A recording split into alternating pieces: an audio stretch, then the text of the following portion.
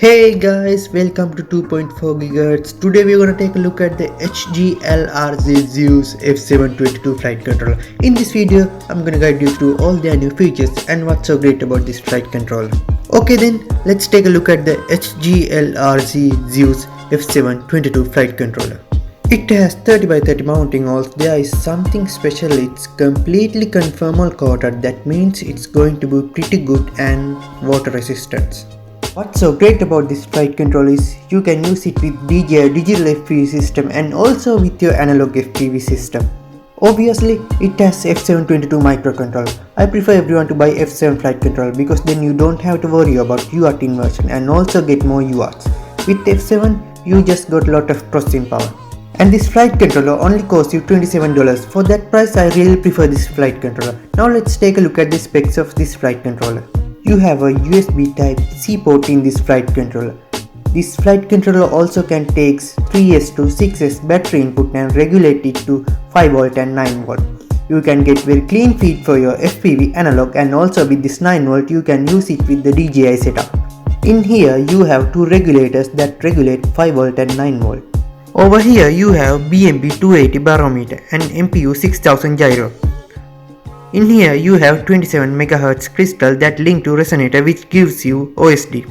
There are 5 UARTs in this flight controller. It also has no SD card in this flight controller, but you have 16 MB of flash memory for your black box. For DJI users, this flight controller is plug and play. For analog FPV you have to do bit of soldering. For DJI input you have to plug it in here. For analog FPV there are two camera inputs here which goes through the Betaflight OSD which is connected here. You can switch between two camera inputs using user 2 mode through the Betaflight. In this flight controller all the pads are well laid out. You can see here all the pads in one side of the board. There is power for your FPV cameras next to the video input pads. Here you have 9V output and 1 UART for video transmitter right after the video output. For additional usage there is 1 UART here and power for your GPS. Second UART in here for your receiver.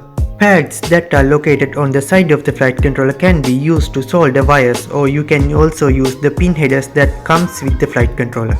In this flight controller, solder pads over here are confusing at the first sight.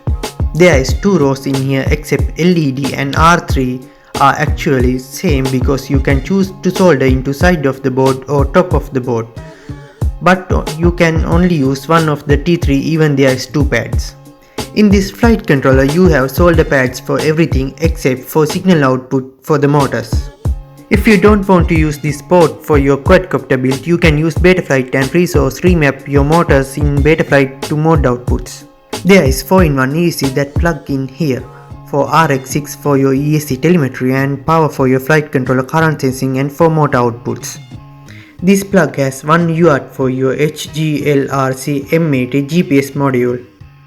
These plugs in the corners of the flight controller is for RGBW554B LED boards. You can use one on each arm of your quad if you really want LEDs on your quads.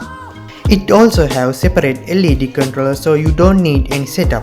You just have to plug them in the ports and press this button next to the bootloader button to change the color or blinking patterns.